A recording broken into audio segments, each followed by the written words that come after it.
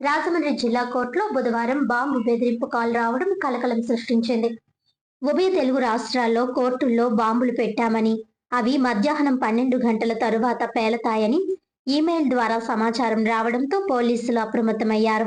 ఈ సమాచారం అందుకున్న పోలీసులు బాంబు స్క్వాడ్, డాగ్ స్క్వాడ్ ను రంగంలోకి దింపి జిల్లా కోర్టులోని విభాగాలను, ఆవరణను క్షుణ్ణంగా తనిఖీ చేశారు. కోర్టులో న్యాయవాదులు, కక్షిదారులను, సిబ్బందిని బయటకు పంపేసి తనిఖీలు నిర్వహించారు. అయితే బాంబు పెట్టినట్టుగా వచ్చిన ఈమెయిల్ ఫేక్ అని తేలడంతో పోలీసులు ప్రశాంతంగా ఊపిరి పీల్చుకున్నారు. దీనిపై సీనియర్ న్యాయవాది, హైకోర్టు బార్ కౌన్సిల్ సభ్యుడు ముప్పాళ్ల సుబ్బారావు మాట్లాడుతూ, బాంబు బెదిరింపు ఈమెయిల్ రావడంతో పోలీసులు తక్షణం స్పందించి తనిఖీలు చేపట్టారని అన్నారు. అది తప్పుడు మెయిల్ అని నిర్ధారణ అయిందన్నారు.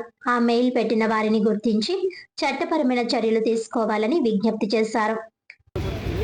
అలానే ఆంధ్రప్రదేశ్లో వివిధ కోర్టులకి బాంబులు పెట్టామని బెదిరిస్తూ మెయిల్స్ పెట్టడం జరిగింది.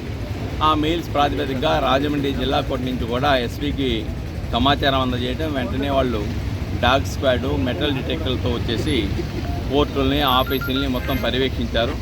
కానీ అది ఫేక్ మెయిల్ అని చెప్పేసి వాళ్ళు భావిస్తూ ఉన్నారు. అది ఫేక్ మెయిలా, నిజమైన మెయిల్ అనేది పక్కన పెట్టాలి. తప్పనిసరిగా దీని మీద ఎవరు, ఎక్కడి నుంచి ఆ మెయిల్ వచ్చింది, ఎవరు చేశారనేది దాని మీద విచారణ సైబర్ క్రైమ్స్ వాళ్ళు జరపాలి, వాళ్ళని పట్టుకోవాలి. ఇటువంటి పునరావృతం కాకుండా చూడాలి. రెండోది ఏంటంటే, కోర్టు ప్రాంగణాల్లో సీసీ కెమెరాలు పెట్టాలి, పోలీస్ సిబ్బంది సంఖ్య పెరగాలి.